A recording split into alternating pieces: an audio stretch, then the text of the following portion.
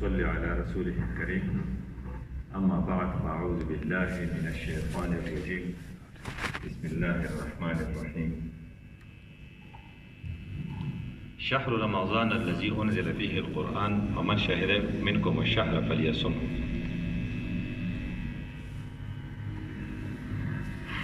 رب اشرح لي صدري ويسر لي أمري واحلل عقدة من لساني يفقهوا قولي. اللهم أرنا الحق حقا وارزقنا اتباعه وأرنا الباطل باطلا وارزقنا اجتنابه. زمون نن دو خوشحالی دي. یو خوشحالی زمون دا جمعات ته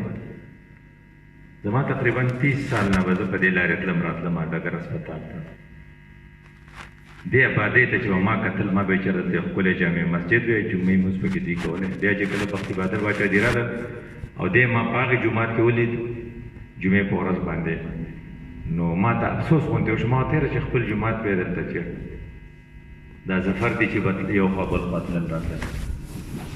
نو کله چې دا جومات جوړ شو نو ما د خوشحالۍ د شعر کول لپاره ستاسو سره یو جمعه یو پام کېدم. چېرې زه ډېر خوشحاله یم چې تاسو خدای پاک بچی سنت به وروسته کوو. کښېنه دلته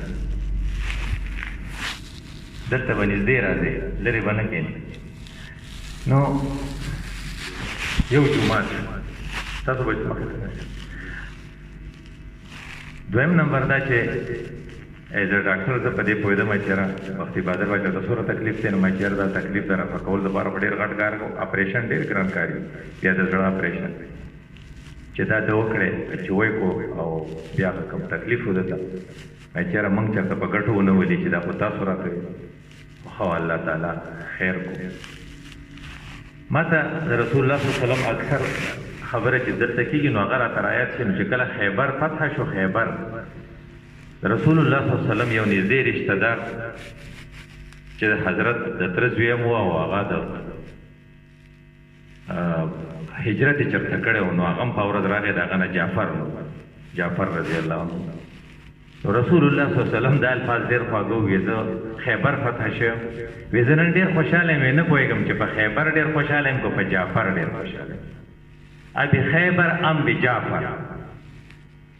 نو موږ وایي چې په دې جومات ډېر خوشحالېږم او که د دې باچا په دې رغېدو ډېر خوشحالېږم چې زه دواړه خوشحاله یم. جومات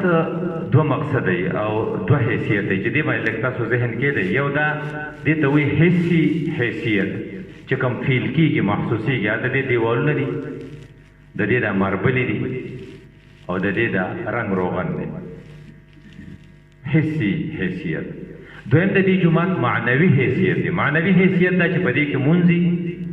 او په دې کې د الله د ذکر سیسټم رواني. مسجد نبوي چې و هغه په دې دویم حیثیت باندې ډېر زیات شهرت و. دا ړومبی حیثیت یې دومره زورور نه و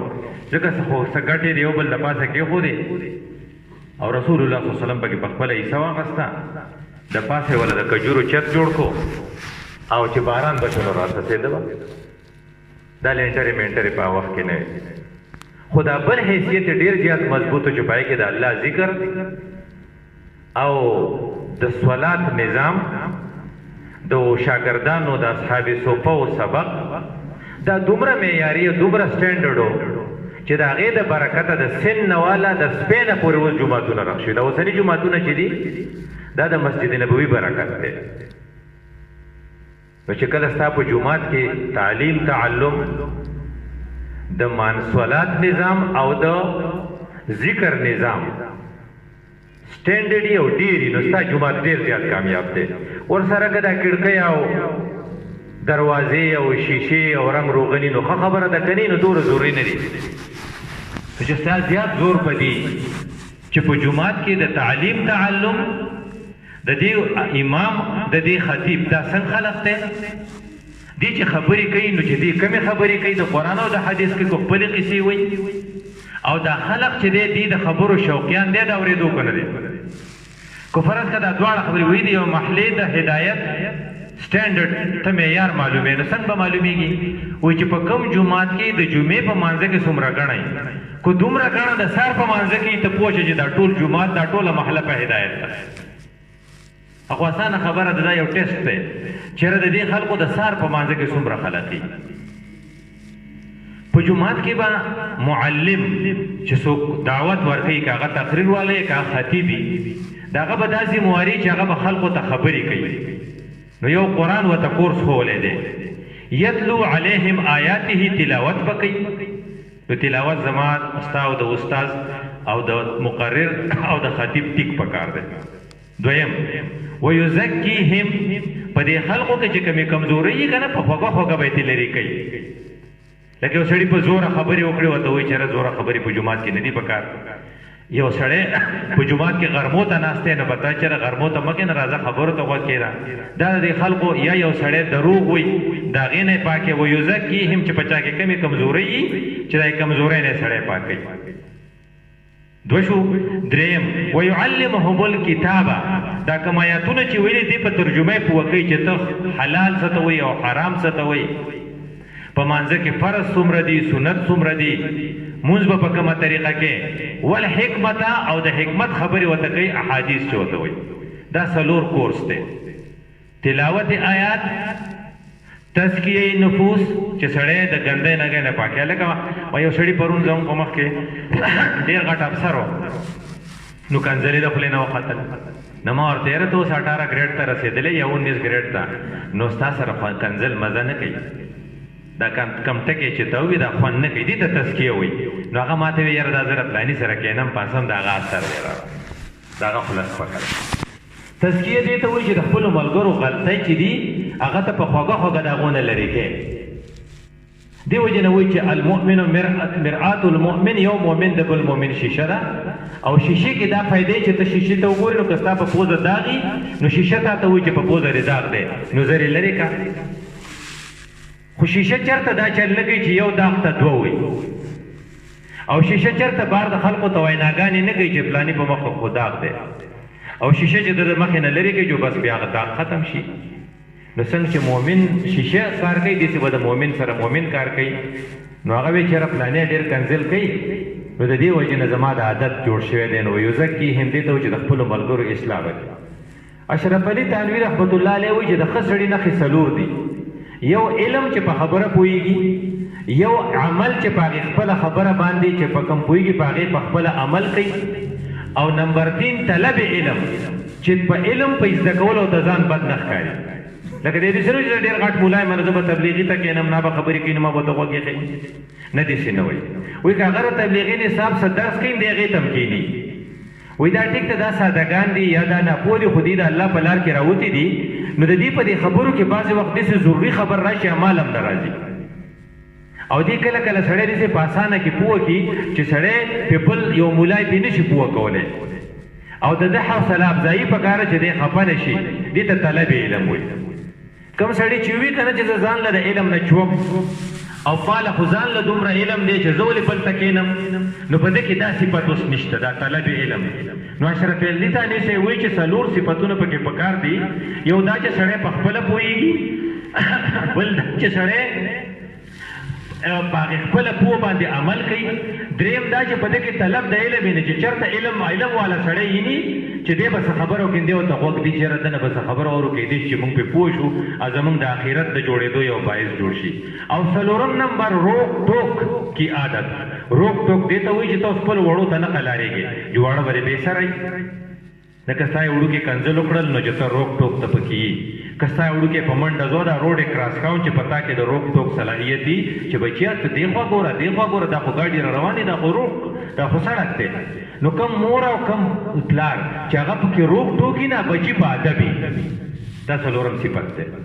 نو دې وجې نه چې په کوم جومات کې امام خبرې کوي، نو د مقتدي دا ذمواري ده چې هغه به وایي چې زه یې زده کړم او زه پرې بیا عمل وکړم. د امام څلور ذموارۍ دي. یو دا چې دی به خبرې نرمې کوي، وقولا له قولا لینا. چې موسی علیه السلام ته خدای پاک وایي چې ته فرعون ته تاسو خبره کوئ نه نرمه کوئ، نو ځکه ډېر ښه سړی یم، نو د موسی لیول ته خو نه شم رسېدی که نه. دا بل نعوذ بالله که ډېر زیات خراب سړی دی، د فرعون نه خو ښه دی که نه، چې هغه ته وایي نرمه خبره کوه، نو ته ولې سختې خبرې کوې. دویم دا وقولو قولا سدیدا. د استاد بله ذمواري دا ده چې ټیک ټیک خبره به کوي، یو غره بل غر به نه وري، د هرې خبرې دوه هغه سره څه دلیل وي. ما دې پوخا په اسی کې مولانا طاهر صاحب الله دې په قبر رحمتونه راوړي د پنځپیر مولوي صاحب ته وي نو ما دې تاسو کومه را تاسو په باباګان پسې لګېدلې یې چې خبره کوي نو چې شرک خبره کوي نو شرک تاسو د سینماګان ولې بد نه وایي په دې کې چې دا فلمونه چلیږي نو هغه ما ته وی فلم نه چې څوک ځي نو هغه ته هغه ګناه ښکاري نو کوم ګناه چې سړي ته ګناه ښکاري نو د دې نه به یو پیره منې شي او قبر له چې ځي نو د ده ته نیکي ښکاري کله چې ګناه تا ته نیکي ښکاره شوه د دې نه اوس ته نه منې کېږي نو هغه ګناه چې د نیکۍ په نیت کېږي نو هغې ډېر ضروري دی چې ته دې خلق راکړې د هغه سره یو دلیل و د دې وجې نه د مولوي صاحب سره به د خپلې خبرې یو دلیل بل دا د مولوي صاحب بله ذمواري دا ده چې دی چې کومه خبره کوي یو خو به دی نرمه کوي لینا یو به دی ټیک خبره کوي یو به دی دومره آواز راوکاږي چې خلق یې اوري که نه هغه چې وایي که نه چې وغزز من صوتک خپل آواز ښکته کړه نو کو بغیر لو سپیکره کېږي لو سپیکر ته کوم ضرورت دی ما لا داسې څوک سړی نه دی لیدلی چې هغه وایي چې زه په لارې تلم په لو سپیکر ما خبره واورېده نو ما پې عمل وکړو خو استاد لګیا دی نو چې ته وایي چا ته په ما یو سړي ته ویوي پرانی مولوي صاحب راغلی او ډېرې خوږې خبرې کولې نو ما یې څه ویوي خدای شته زما ورته فکر نه نو د دې وجې نه د سامع ذمواري دا ده چې دی به اوري غوږ بږدي حدیث وی کنا چې کله اذا ذکروا بآیات ربهم لم يخروا عليها صم وعميانا کله چې دې ته د الله تعالی د آیاتونو خبرې کېږي نو دی به پې غلي نه نو دا څلور ذموارۍ شوې د استاد درې ذموارۍ وې چې دی به نرمه خبره کوي د استاد بله ذمواري دا ده چې دی به واضحه خبره کوي او داسې الفاظ به نه استعمالوي چې مخاطبین پې نه پوهېږي چې دا کم کسان پې نه پوهېږي نه وی ولا تقولوا راعنا وقولوا انظرنا راعنا نه کنفیوژن پیدا کیږي د دې وجه نه انظرنا لفظ استعمالوي چې دا سړي پې ښه پوه شي نو استاد به داسې خبره کوي چې دا شاګردان پې ښه پوهېږي او د شاګردانو دا ذمواري ده چې خبرې ته به غوږ دي او داسې به نه چې اذا ذکروا بآیات ربهم لم یخروا علیها صما وعمیانا چې هلکه استاد صاحب څه وایي چې زه خو نه یم پوه شوی زه به غالبا وایي خدای شته زما ورته فکر نه وایي زه په خپلو سوچونو کې جدا ښه مقتدي نه شو نو جوماتونه به الو آبادېږي چې په جوماتونو کې د وخت مناسب استاد خبره کوي او شاګردان چې دي هغې هغه خبره پیک کوي او بیا یې هغه په عمل کې راولي بیا یې کور ته وړي بیا یې محلې ته وړي بیا یې خورئ دا څنګه چې مسجد نبوي نه دا خیر خور شو داسې به د دې جوماتونو نه هم خور شي لکه اوس مثال په طور تاسو به بېګا کتلي چې چا اسمان ته کتلي نو په اسمان کې سپمۍ وه نو دا سپمۍ د څه وه دې سپمۍ ته شو قدر وایي یا دې ته شعبان وایي چې یک دم ته د شعبان سپمۍ وینې چې تا ته یک دم به څه رایادېده پکار دي تا ته رمضان رایادېده پکار بیا تا ته رسول الله رایادېدل پکار دي نو رسول الله صلی الله علیه وسلم څه ویلو اللهم بارک لنا فی شعبان وبلغنا الرمضان خدای دا میاشت راله برکتي کړي او موږ په خیر رمضان ته ورسېد موږ وایو که د رسول الله په ټولو طریقو کې کامیابي ده نو دا د رسول الله یو طریقه شوه که نه چې تا اسمان ته وکتله سپمۍ دې ولیده نو که ته نه پوهېږې چا نه تپوس وکړه وایي لکه دا کومه میاشت ده نو هغه به تا ته وایي چې دا د شو قدر ده نو ته به سوچ پوه دا خو بیا روژه راله داسې به وایي که نه د دې په ځای داسې ولې نه وایي چې خدای پاکه مونږ خو ډېر ښې جنازې وکړې هسې نه چې زما جنازه جوړه شي زه د دې رمضان نه محرومه شم دا دعا ته ولې کې ته ځکه کوې چې رسول الله دا دعا کړې وه وبلغنا الرمضان خدای مونږ په خیر سره رمضان ته ورسېد بیا ته وایي چې لکه دا رمضان څه شی دی نو چې په دې ځای کې دا زموږ میلمه دی دا به که خیر راځي دې ته مونږ ایرایول وایو لکه په دغه باندې ایرپورټ چې څوک کوزېږي نو وایي لکه ایرایول په دې ټایم دی نو د دې ایرایول به کله دا به په 29 شعبان یا په 30 شعبان به که خیر په 5 تاریخ یا په 6 تاریخ په مۍ باندې به روژه وي ښه وایي دا به څو ورځې دلته د دې به 30 ډیز 30 یا 29 دن دلته سټې بیا به دا میلمه زموږ نه واپس وي وایي دې میلمه کې څوک دي وایي دا یو رمضان دی خو یو ورسره روژه ده ورسره یو ورسره دوه واړه ماشومان دي ورسره ماشومان څوک دي یو ورسره افطاري دی یو ورسره سحري دی یو چربان پېشمنی دی یو ورسره افطاري دی روژه ماتې دی ښه دا ورسره هم دي او یو بل شی دی ورسره قیام وی خدا لکه تا عجیبه ټکي وایي زه خو پرې نه پوهېږم وایي زه دې پوه کوم که نه وی رسول الله صلی الله علیه وسلم موږ ته ویلي وو من صام رمضان ومن قام رمضان څاک چې په رمضان کې د ورځې روژه ونیوه او چا چې د رمضان کې د شپې الله تعالی ته ودرېدو نو زما ستا دوه ذمهوارۍ شوې د ورځې به روژه نیسو او د شپې به الله ته ودرېږو وی په دې رمضان مې پوه کا وی په دې کې په دې دریو خبرو خو ته پوهېږې دا به پتا حرامي واړه پې پوهېږي وی څوک به حرامي ډوډۍ به د باندې حرامي ډوډۍ به نه خورې حلاله ډوډۍ حلاله پتا حرام شو چې کله بانګ ووایي نو د نور د بانګ د سار د بانګ نه والا تر ماښام د بانګ نه پورې پتا باندې حلاله ډوډۍ حرام شوه او یې حلالې اوبه د باندې هم حرام شوې او د ښځې د خاوند چې کوم تعلق یې دا حرام شو دا حلال کارونه به حرام شو خو ګورې حرام د باندې د مخکې نه زیات حرام دي وی څنګه وی ته غوښه ولې نه خورې غرمه وی ځکه نه خورم دا چا حلاله کړې ده وی دا زموږ پلانې قصاب دی لکه زموږ په تورسه کې ګټو دی وی چې ګټو حلاله کړې ده وی چې ښه په مخکې حلاله کړې ده نو دا حلاله غوښه ده او دا حلاله غوښه ده دا ته ولې نه خورې دا زه ځکه نه خورم چې بانګ یې لا نه دی ویلی چې بانګ ووایي بیا به حلاله شي ښه نو ته دا غیبت ولې کې وی ولې غیبت کې څه چل دی وی غیبت د مړ رور غوښې خوړل نو چې په تا باندې دغه شی حرام شو دا حلاله غوښه په تا حرام ده نو چې دا حرامه غوښه په تا چا حلاله کړه نو چې ستا په ذهن کې بیا دا یي چېره زه خو به روژه نیسم که خیري خو غیبت به ورسره هم نه کوم ښه نو بیا بل غین دی والا دې ته ټریپل غین وایي که ته روژه درې خو هغه شو که نه نو درې به دلته کې شي هغه درې څه دي خوراک څښاک او جنسي تعلق دا خو ته نه کوې دا خو ټول خلک نه کوي چې څوک وي روژه مې ماته شوه خو حقیقي روژه به ستا په بله خبره ماتېږي وی هغه څه دي وی هغه د غین نه شروع کېږي نمبر 1 غیبت نمبر 2 غصه نمبر 3 غرور یو خو به چاته سپک نه ګورې دا غرور دی چې ته بل ځان درته اوچت ښکاري شي د بل نه مړه دی پکې دا چا راوستی دا خدای والا در یو سړي بل ته سلام وکړو جو هغه ته ټپ ویستو وی ته ماته ولې سلام کې ته زما د لیول سړی چې ماته سلام کې دا غرور دومره ته کم زوری سړی زموږ فقیر پوکره سړی ته ماته سلام کې وی حضرت څه چلو کوم په اردو ہوتا وی هغه وی جھک جا اور کہہ دو کہ صاحب جی سلام جی ایسا کہو السلام علیکم مجھے نه کہو دا غرور دی غرور چې په چا کې هغه ښه د ورځ نه مومي نو ته به دا درې کارونو نه به ځان ساتې غیبت غرور او غصه او رسول الله صلی الله علیه وسلم تا ته ویلي دي من لم يدع قول الزور والعمل به فليس لله حاجة ان يدع طعامه وشرابه که دغه دروغ او دغه غیبت او دغه غصه نشي پرېښودی نو خدای وایي چې ستا دې شي ته زما ډوکنډو نشته را ډوډۍ چیم کوه دې نه بله بده خبرې هلکه وي دا خو ډېره ضروري خبره ده دا ضروري ده خو ته خبرې دا څومره قیمتي ده دا دومره قیمتي ده چې که د چا نه یوه روژه بغیر د څه وجې نه هسې پاتې شوه او د قیامته پورې د بیا روجې نه وي نه دا ثواب نشي راګرځولی نور د دې قیمت اندازه ته ولګوه وایي چې هر عمل الله تعالی چې خلق کوي دا واحد عمل دی چې د دې په باره کې وایي الصوم لی روژه زما دپاره ده و انا اجزي به زه به د دې جزا په خپله ورکړم نو چې دا روژه ستا نه د ورځې ککړه نه شي په دې کې به ته څه کې وایي په دې کې خوراک ستا خو ته نه کوې که نه دا درې څیزونه به موږ ته ډیلیټ وایو نیګیټیو دا به نه کوې څو غیبت غرور او غصه وایي ته که فرق د خپله روژه ټیسټ کوې که نه وایي که تاله ته دا وایي چې هلکه ګورې زما روژه ده ګورې زه روژې اخیستی یم ته خبرې رسول الله د روژې تعریف په کوم الفاظو کې کړی و الصوم جنتون روژه خو ډال دی ډال دا هیلمټ لکه ذهن کې راولی په موټر سایکل چې کوم کسان رواني که نه هیلمټ یې نه په سر کړی دا پولیس یې نیسي ځکه دا چې دی اکسیډنټ وکړي نو هیډ انجري به ورته نه کېږي دی به بچ شي نو که کومو خلکو روژه نو دوی به دوزخ ته نه ځي دا د دوزخ د اور نه ډال دی خو تا خو دې توره راښ کړې په هر چا پسې دې راایستلي ته چې څوک خبره کوي ته وایې زه روژه اخیستی نو الصوم سیف نه ویله چې روژه توره ده نه روژه ډال دی نو وی د څه شي نه ډال دی وی د جهنم د اور نه د بچ کېدو دپاره ډال دی نو سیره وایمه ځکه سیرې ډال بیا کار نه کوي نو چې ستا په ذهن کې دی چې زه روژه ما نیولي خو زه به دا سیروم نه نو څه ورته وایي وی ولې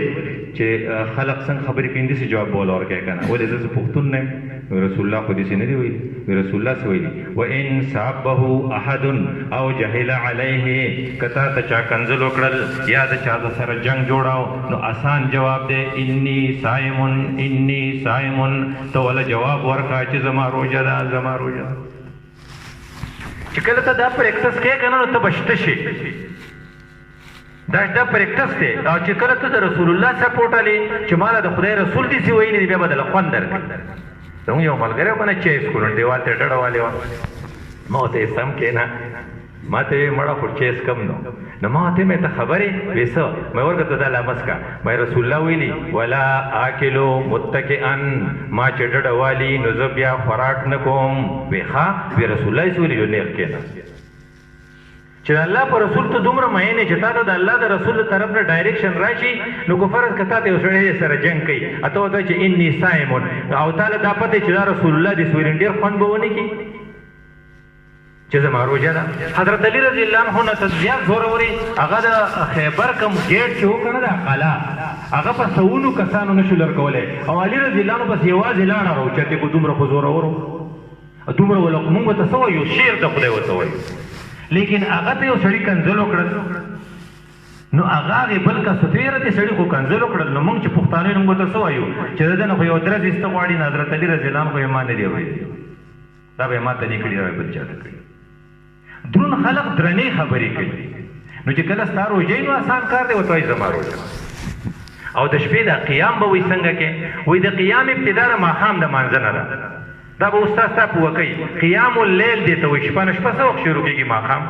نه که ستا روژه یا ته روژه کور ماتې د ماښام مونځ زر زر کې په خپله وایي ورکړه چې زر زر مونځ وکړو چې بیا په کلارو ډوډۍ وخورو دا ته په مانځه پورې پیشاړې کې دا قیام اللیل نه دی نو قیام اللیل سٹارټ شو د ماښام د مانځه نه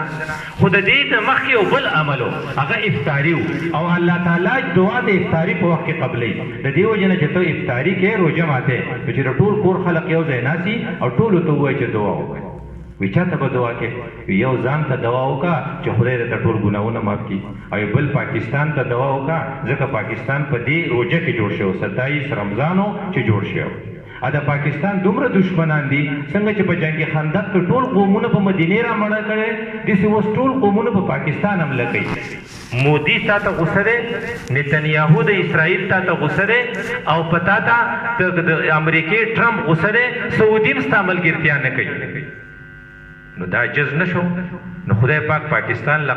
عزت په څه ورکو عزت یې ولا په دور کو چې حضرت عمر رضی الله عنه ویلو چې خپلو بجو ته تیر اندازي او تیر راکي وښیه ګوره دې الفاظو ته ګورئ د حضرت عمر صاحب هوښیارتیا ته ګورئ تیر اندازي اور تیر راکي ما وی حضرت عمر صاحب اوس وی نو وی به چې خپلو فوجیانو ته میزایل ټکنالوژي وښیه خو هغه په غشو ویشته کول اوس په میزایل کوي نو ستا په میزایل کې خدای دومره اثر پیدا کو چې د بھارت تیاری راته وکړه او پایلټ ته ونیوه ټولې دنیا ته دې وښو یو تاله تیراکي د تیر اندازي درتله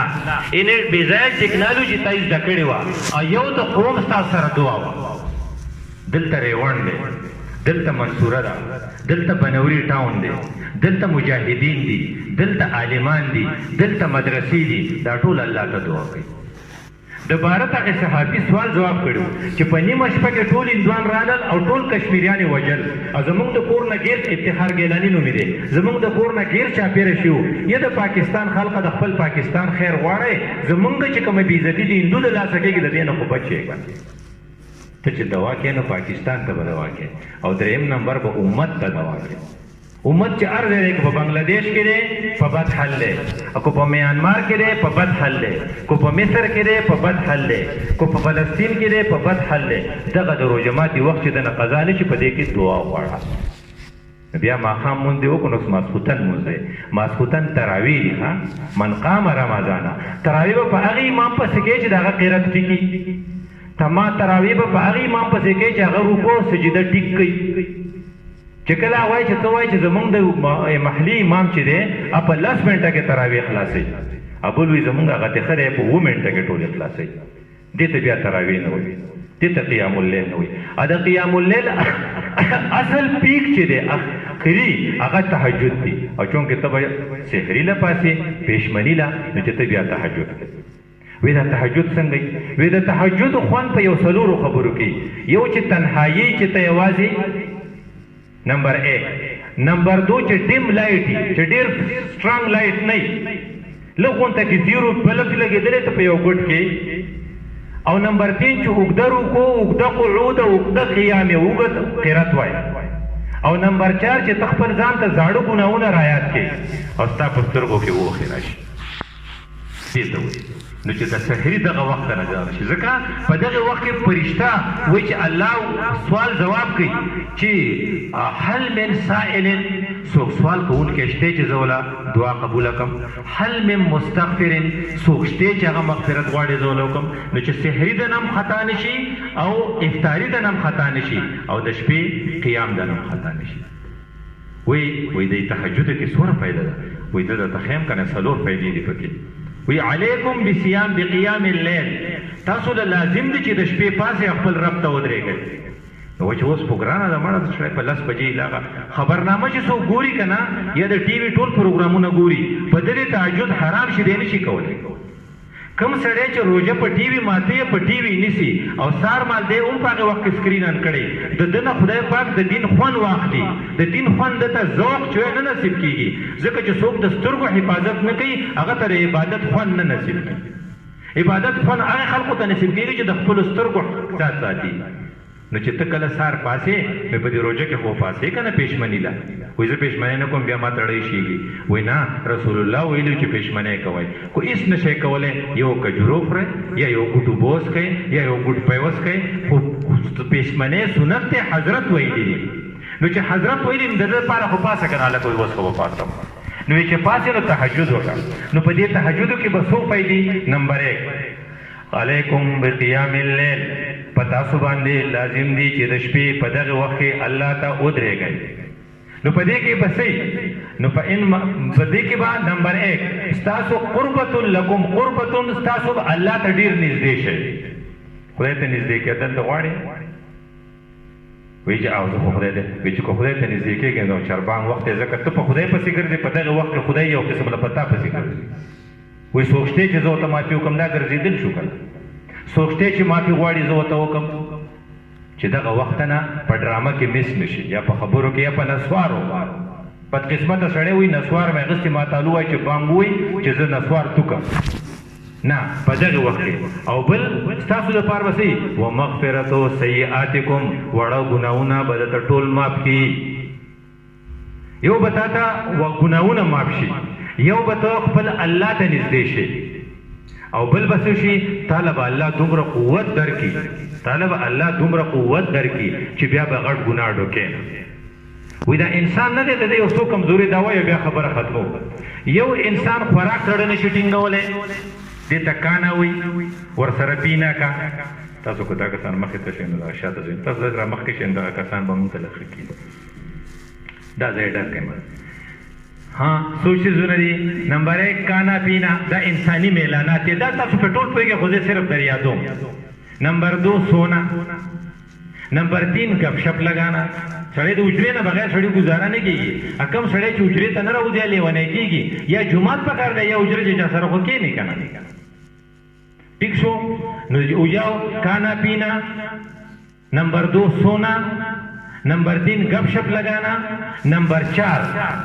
खूबसूरत चीज को पसंद करना. जब कम शेख बोले लगा जदी जुमा तरालम और मा दाऊ ये दा बड़े खस्ते दे पमा के ज़ौक़ दे चोशे नाश्ते लगा सड़ी तो तुकानी अखराश के तुकले पमा बस चलूशी. खराब चीज से नफरत करना, अच्छी चीज को पसंद करना. और नंबर 5 सिफत पर इंसान के दादे कि अपनी बेइज्जती पर गुस्सा. दा पिंजो वाला सिफतों जरूरी दी पमंगे चदा नहीं दा बिया खरी पर खराब बनी आदम के दा फर्क दे. امام شافعی رحمت الله علیه قول له چې چاله غوسه نه ورځي اخري، خو چې چاله غوسه نه ورځي چاله غوسه ورځي او هغه کنټرول کولای نشي نو دا ظالمي. د دې وجه نه دا 15 واړه صفات که زیات شي نو نقصان دي. لکه ته ډېره ډوډۍ خورې یو غټه خېټه بدي، یو غټ بلډ پرشر بدي، یو شوګر بدي، یو کولیسټرول بدي، یو شوګر بردو چې ډېر غټ شوي. اگر نه خوري جو خور پړق بغیر یو ځای برته ویږي بل ځای برته ویږي جو دواړه خطرناک شو. پیدا پس ساتي دیته اعتدال وای، په اعتدال دا صفت پتا کې روزه پیدا کوي. نمبر 1. نمبر 2 سونا. یو سړی ټول ورځ ودی وی پلانې څه شو ودی چې تاسو کې ودی په لاس جنازه کې خونه وی ودی لاس نیوی له خونه راغلی وی ودی وی بیګه وته مونږ ټلیفون کوو چې ته الکه وای تاسو شرم سړی دی بس وی ودی دا اوس سړی نه شو. خو چې یو سړی نو د کېږي دی به صحیح چاړو نو د کېږي دی به لیونی وی لیونی الو لیونی شي چې خوب یې ورک شي او د دې وجه نه دا سایکیټري والا ډاکټران چې دي که نه دې د خوب دوایې نه ورکوي نو چې ډېر اوده شي نو وایي ځکه خیر یې پرېږده چې خوب وکړي چې اوس به روغ شي مازغه به یې روغ گویا کې دا ډېر خوب هم ښه نه دی دا بالکل خوب چې نه دا هم ښه نه دی خوب چې په کنټرول کې ساتي